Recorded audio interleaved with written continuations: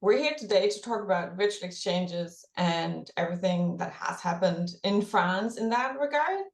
I think to start off, Nancy, would you maybe present yourself and tell us a little bit more about what virtual exchanges are and what you are doing? And then we will talk more about our two co-hosts, two other co-hosts or panel members who will present themselves and say more how they have been practicing virtual exchange. Well, thank you, Katrin. I'm delighted to be here with my colleagues from France and Katrin here with me in the US. I am Nancy Ruther, and I founded a nonprofit called Gazelle International 6 years ago because I believe that every student that we have in higher education deserves access to really high quality international training and skills so that they can thrive in this increasingly global and technologic world. And I looked at that and I said, there are not enough airplanes in the world to have every student get a good mobility experience.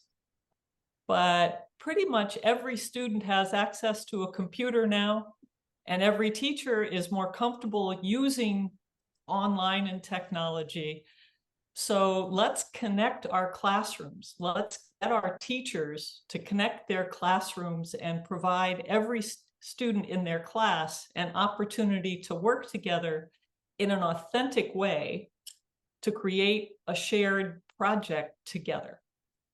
So we call that CLIC, Collaborative Learning for International Capabilities and Knowledge. And that is our training and support system to help teachers in France and the US and other countries connect their classrooms to create a shared learning experience for their students and work well with each other, learn to collaborate together, both the teachers and the students. And I'm just really delighted to have two of our wonderful colleagues from France who have participated in our training and are working with US teachers in different ways to do just that. So they've clicked their courses, and we hope you'll consider it too. So I leave it to my colleagues to introduce themselves, Matilda and Marjorie. Well, thank you, Nancy. Thank you, Katrin. So as you said, my name is Mathilde Schwab, and I've been teaching English at IUT Cachan for almost 12 years. I teach students who study electronics and electrical engineering, so very technical students. And I also coordinate a program that's our sales and marketing program at the IUT. And I started doing virtual exchange in 2019 after a visit from Nancy in France. And I think I have been involved in 8 projects, maybe 9, I'm not exactly sure. And I did it alone or with another French teaching partner, and always with the United States. And I'm also very active at Paris-Saclay to try and promote virtual exchange and get funding for the training with CLIC. So hi, everyone. My name is Marjorie Anthony, and I teach English at IUT Charlemagne in Nancy, in the northeast of France. I've been teaching there for 22 years now, and I've been involved in one project so far, but I'm working on a new one this year, a CLIC project. So I'm quite new in the CLIC program, but I am what we would call a virtual exchange enthusiast, as Katrin actually created that kind of term, which I like very much. So I also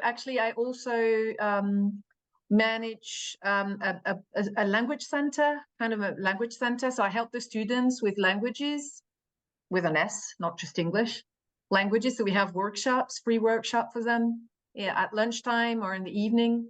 They try to improve their level in the languages. And I'm very lucky and happy, both.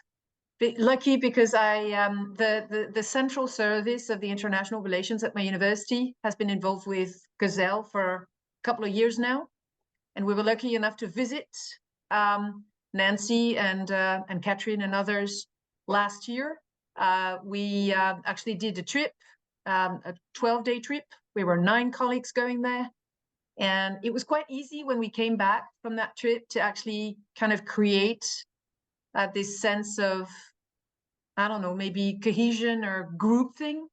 And now I have 5 different students, colleagues, at the IUT, willing to involve in the CLIC program and preparing for one. So I'm very happy about that. But again, I think the support of the central office of the International Relations University is very, very, I think, essential in the funding and the supporting of the programs. Yes, I think we can really see that virtual exchange is not something that you do completely isolated as a teacher, but really as part of a big system where you try to get some dynamic rolling. Mm. I've prepared a couple of questions, and we'll do the first ones in English, and then we'll switch to French later. My first question is, the benefits for students are quite obvious. First, it's their first international experience for a lot of them. It's at no student cost. It's increased cross-cultural competencies and real-life team collaborations. But in your opinion, how does virtual exchange impact teachers and teaching? Whoever wants to go first. Okay. Well, first of all, I want to say that I think that a lot of those benefits are the same for teachers. But then there are also things that I find very interesting is that virtual exchange makes our teaching situation more authentic, more realistic. And so it allows the students to feel more involved and active in class, which is really nice for us teachers. And it gives our teaching an international perspective. And so it gives us the opportunity to collaborate with foreign teachers. So we can see new ways of teaching, new ways of grading. We can confirm viewpoints. And finally, I would say also for teachers who are not teachers of English and whose English might be a little shaky, well, it gives them more confidence in speaking the language. So I think that's some of the most important advantages for us. But definitely, Mathilde is right in saying that for the students, it's definitely a very good way of practicing their English and making sure that they're understandable. And they can do it.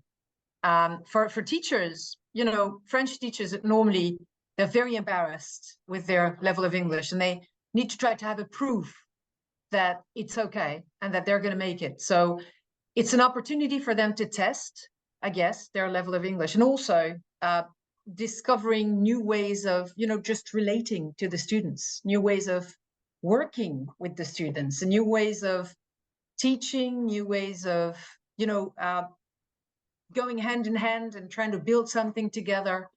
And I think it's very important for French students and teachers to realize that there are different ways that things can be done, different ways that projects can be carried out. And I think it's a great teaching for everyone, both students and teachers. Yes, I can really see that, how the workshops from Gazelle that do matching and that help with design, it's kind of a safe space where teachers test their English and get the proof that their English is okay before then in the following semester they will actually implement the project with the matching partner. Let me go to the next question, and it's kind of threefold, so just pick and choose the one you like best. So what has most surprised you? What was most rewarding? And also what was most challenging? Maybe Marjorie, go ahead first this time. About the surprises I had, my first project was last year. And as I said many, many times during the online workshops, and even when I was in America, I was surprised by the fact that my students would always be attending the online classes, even in the evening. And I'm not saying that they're not coming to my class when that happens during the day, but I would normally have like 2 or 3 of them not coming for different reasons. And when they had the Zoom meeting or the Teams meeting with the Americans, everybody was there, absolutely everybody. And I was also surprised because students who would normally never, ever speak a word of English during the class actually spoke English during these online classes. So for me, there was certainly the proof of their motivation, of their eagerness to succeed and challenge themselves into speaking to real English-speaking people. And they loved it. They loved it. That was the most surprising. And they said thank you in the end. So they were grateful, very grateful. I think it's great because Marjorie, you took kind of the student's perspective, and I wanted to share my experience with as a teacher. What was the most surprising, and I'm still stunned, is I've worked with a lot of different teachers from different institutions, and no matter where you come from, where you teach, your teaching situation, as teachers, we share common challenges. And so, for example, it will be motivation of students or the impact of COVID. But I really feel like I belong in this international community of teachers and that we share the same values. And so it makes it so easy to collaborate in that kind of situations. And again, today I was online with my very first teaching partner in the US, and she told me about her students after COVID. And I could have said the exact same words. It's just unbelievable. And, you know, we live in different countries, we teach different subjects, and we teach different students, and yet we have the same experience. So I think that's really what surprised me, is finding this community of like-minded teachers. Oh, yeah, it's surprising and rewarding at the same time. Yes, it's true. Do you want to say anything about challenges? There must be some. Time zone, I would say, definitely is.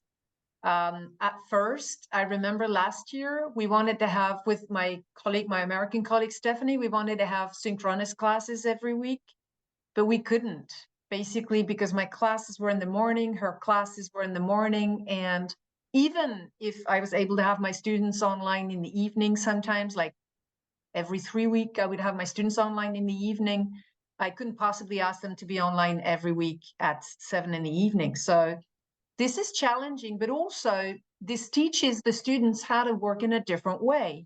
I mean, there are synchronous things we can do all together at the same time in front of a screen, and there are asynchronous things. And also what I learned was that my students actually would have WhatsApp meetings at their own convenience with their American counterparts at other times. So they managed to find a way to keep connecting and contacting them, even if the classes were not synchronous. And this is challenging when you look at this for the first time. It looks like, oh my gosh, how am I going to do that? The students are not going to agree with it, or it's going to be hard. And in fact, it turns out it's even more exciting for them. It's just different from what they're used to, and they're going to like it. And it's just real. It's just real life. And if you're an international company and your colleagues are in Singapore, you can't get rid of time change. Like the time differences won't go away. It's just there, and you have to find solutions. So it's great to see they did. It's a nice one. Yeah, we talked a lot about cross-cultural differences with our students and the fact that we have to manage those differences. And I think that as a teacher, we have that same challenge. One of the biggest ones is grading. French grading is very, very different from American grading. It's still something I haven't found the solution to. But yes, long hours of talking with my partners about how they can grade in a way that our students are not going to think, oh, it's too easy. And also student-teacher interaction, I think, is very different in France and in the US. So all of these are cross-cultural differences that we have to manage. And it's challenging, but it's also fascinating to be able to work in that kind of context. Wonderful. Let's move on to the next question. How do virtual exchanges, especially if several teachers of the same department or IUT participate, as you already mentioned earlier, inspire a transformation? And that's a very open question, because transformation can be at so many different levels. Well, I would say that having teachers who succeed in doing a virtual exchange project shows the other teachers that it's possible. Because when you talk to teachers, usually they just say, no, I have no time, we're going through a reform, I'm not going to be able to do it. And so when they see that around there are teachers doing it, it's just living proof that you can do it, you can manage it. And when we did the workshops with Gazelle 2 years ago, I think it was, we had a teacher of electronics involved, 2 teachers of electronics, a teacher of communication, and they were all very scared and they didn't know what they were doing. And so they made it, and some of them are repeating their projects. And so it's a great example. It gives other teachers the proof that you can do it. So I think that's how you start changing the way you do things. That's right. That's right. And also the fact of having several teachers from the same department or the same IUT work on CLIC programs, it also gives a sense of, going in the same direction and trying to help the Institute become even more international than it already is. And this is important for us. I think every person who works in an IUT has this sense of, I need to do something for my establishment. I need to make it work. And being part of such a program and convincing other colleagues to be part of such a program is actually a way to, get involved a little bit more in how the IUT is evolving, because we need to evolve anyway. We need to go with our time. We need to have different things happening, and not just reforms that are imposed or things that we're told to do. These are things that we choose to do, and it really makes a difference. And I'm very happy to have convinced some of my colleagues to get involved this year. We have teachers from nearly all of the departments in my IUT get involved in a project. Teachers in computing science, teachers in marketing, of course, English teachers who are willing to try to make their students work with American on different subjects, probably about comparing the societies, the countries. But what really matters is also the fact that we are completely supported by the board of directors from the IUT, because they believe in internationalization of the training. And they also believe that you don't really need to go somewhere to learn from the people who are there. Great. Let's move on to the next question. I'll read it first in English and then I'll do the French version. How can virtual exchange projects make teachers more comfortable to teach in English? Because developing an English taught curriculum, or a little bit of it, is actually quite an endeavor in France, and it's a real priority. So the French version. Certains enseignants ne sont éventuellement pas confortables à enseigner en anglais. Comment peuvent-ils le devenir grâce à un échange virtuel? Je pense qu'on en a déjà un peu parlé, mais mettons un petit focus sur la question. On peut aller effectivement un petit peu plus loin, parce que en ce qui me concerne, ça fait 20 ans, un peu plus de 20 ans que je suis à l'Université de Lorraine, et ça fait 20 ans que je fais de la formation continue pour les collègues. C'est-à-dire que j'enseigne l'anglais à des collègues chercheurs ou simplement enseignants, ou même à des personnels BIAT, des personnels administratifs, qui, dans le cadre de leur fonction, pour leur poste, pour leur métier, ou parce qu'ils préparent des conférences internationales, veulent être un peu plus fluent en anglais. Et donc, ces gens-là, j'ai des cours chaque semaine avec eux. Et dans le cadre de ces cours-là, je me rends compte combien les collègues de spécialité sont en fait embarrassés par leur niveau d'anglais. Et me disent souvent, oui, mais quand je vais à une conférence internationale, tu te rends pas compte, les Allemands, les Nordiques, ils sont meilleurs que moi en anglais, j'ai l'impression qu'on ne me comprend pas, etc. Et très souvent, après être allé à une conférence internationale où ils ont fait une présentation qu'ils ont pu préparer dans le cadre de la formation continue, ils reviennent enchantés en disant, mais finalement, c'était pas si compliqué. Je crois que, en fait, les collègues de spécialité français, ils ont besoin de le faire une fois et d'avoir la preuve que ça peut fonctionner. Mais il faut le faire. Alors, ça leur fait très peur avant de le faire. Donc, il faut un support, il faut une aide. Et je pense que les collègues d'anglais peuvent être impliqués dans cette aide. Je le crois sincèrement. Nous, par exemple, à l'IUT Charlemagne, on a une collègue d'anglais en TC qui fait un binôme avec la collègue de marketing, parce que la collègue de marketing, elle ne se sent pas très à l'aise en anglais. Et donc, elles ont fait un binôme de travail et elles vont ensemble faire travailler un groupe d'étudiants sur un projet de marketing avec une collègue américaine. Et elles ont réussi, alors elles sont très amies dans la vie, donc ça peut aider aussi, mais elles ont réussi à travailler ensemble pour essayer de réconforter en fait la collègue de marketing. Et je suis certaine qu'une fois que le projet aura eu lieu, bien la collègue de marketing l'année prochaine, elle aura son propre projet, toute seule. Il faut avoir mis le pied dedans une fois pour comprendre que ça peut fonctionner. Et ils ont besoin de ça, nos collègues de spécialité, en fait. Moi, je trouve que pendant la formation CLIC, donc pendant les workshops, ce qui est très bien, c'est que les enseignants, ils sont graduellement exposés à la langue parce qu'on participe à des activités, on apprend à se connaître. Et donc, ils sont petit à petit plus à l'aise, d'autant que toutes ces interactions, ces échanges, ils sont assez informels. On parle de nous avec les collègues américains et donc on parle du sujet courant. Et ça veut dire que quand on commence à préparer le projet en lui-même, les collègues qui avaient un peu des doutes sur leur capacité à comprendre et à communiquer ont un peu baissé ces barrières. Et puis, il y a une deuxième chose, c'est que quand même, quand on fait cette préparation, ils se rendent compte qu'eux font l'effort de parler anglais et qu'en face d'eux, ils ont des collègues américains qui, eux, parlent pas le français et qui, évidemment, sont hyper bienveillants avec leur niveau d'anglais et vont les encourager à parler. Et moi, j'ai vu plusieurs collègues, dont un des collègues avec lesquels j'ai fait un projet, qui m'a dit « Ok, je parle français, tu traduis en anglais en direct. » Je lui ai dit « Ça, c'est absolument hors de question. C'est pas mon boulot. » Et puis, il s'en est très bien sorti, mais ils sont comme nos étudiants.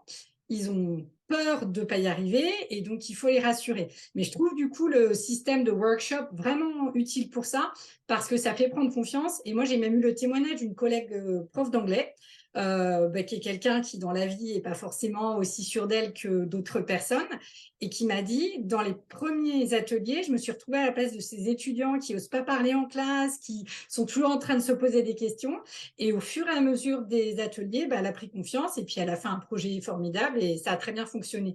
Donc, je pense que ces activités en anglais peuvent vraiment, comme pour les étudiants, être déclencheurs d'une prise de confiance et puis après de se rendre compte que finalement, notre anglais n'est pas forcément top, mais on y arrive, quoi. Vive la confiance et la bienveillance. Ouais. Donc, ma dernière question, et après, vous êtes libre aussi à rajouter des choses, il y a des choses qui sont venues tout au long de notre conversation. Donc, it's a tricky one. Donc, je fais en anglais et en français, juste pour faciliter éventuellement. Gazelle offers a very reasonable rate for its matching, training, and support. That said, it's not easy to get funds, not in the US and in France neither. Do you have any advice? How were you able to fund the support? So, en français, Gazelle propose un tarif plutôt très raisonnable pour la recherche des partenaires, les workshops et son soutien tout au long de la mise en place des projets. Cela dit, il n'est pas évident de mobiliser des fonds, ni aux États-Unis, dans les universités publiques, dans les community colleges, etc., ni en France.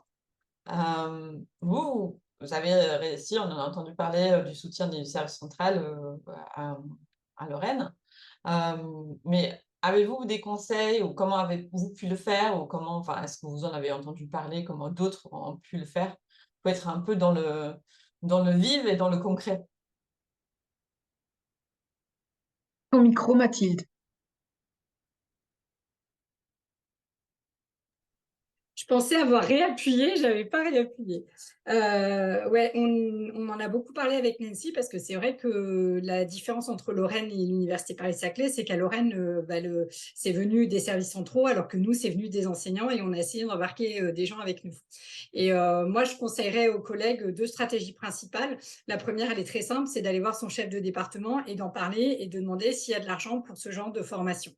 Faut savoir que dans les IUT comme le mien, où on fait des enseignements très techniques, le prix des matériels, il est très élevé, il est beaucoup plus élevé qu'une formation clic. Et donc, d'ailleurs, ça c'est un collègue technique qui me l'a dit, il y a certaines machines qui valent des prix avec beaucoup de zéros.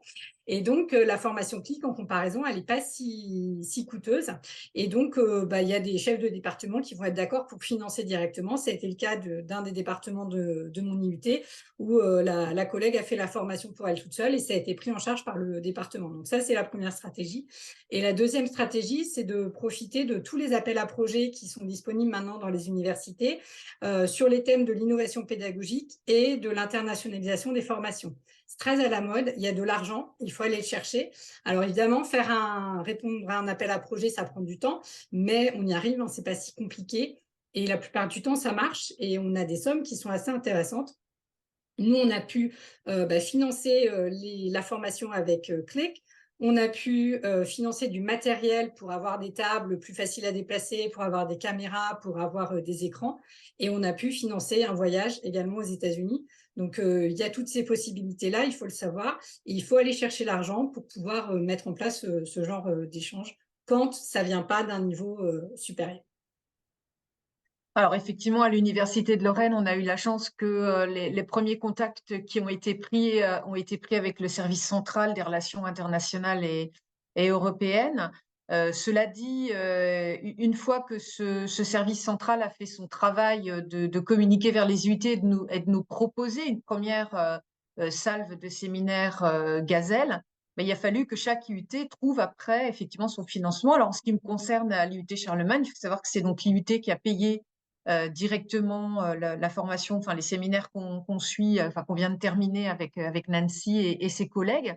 Et en fait, moi je crois effectivement que les appels à projets c'est un très bon moyen de pouvoir financer.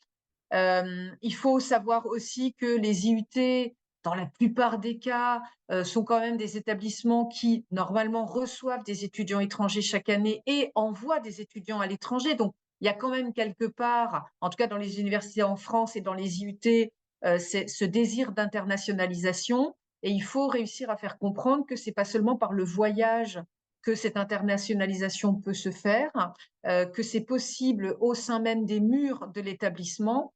Et je crois aussi que mener d'abord un projet et surtout faire témoigner les étudiants, parce que moi, je sais que mes étudiants l'année dernière ont beaucoup parlé du projet qu'ils ont mené aux autres étudiants des autres départements qui sont allés voir leurs responsables de formation, leur poser la question de savoir pourquoi eux n'avaient pas de projet américain. C'est-à-dire qu'en fait, nous, on a fait l'inverse, on est passé par les étudiants et on a fait remonter comme ça la mayonnaise.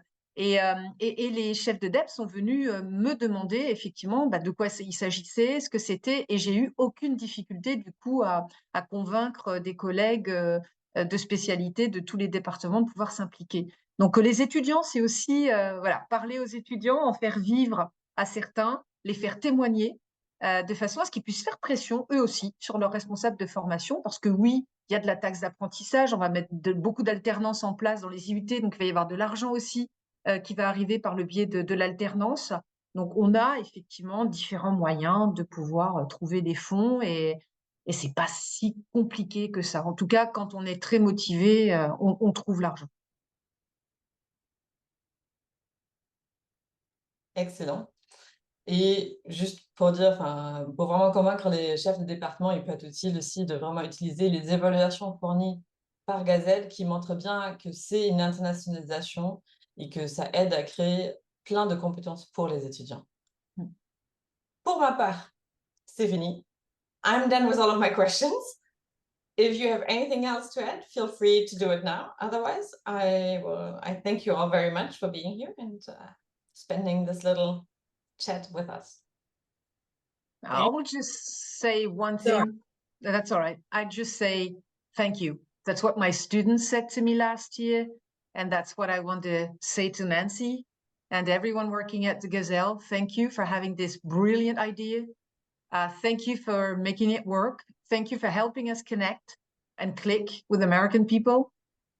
Because we do have, and students especially have, kind of stereotypes about nearly everybody in the world.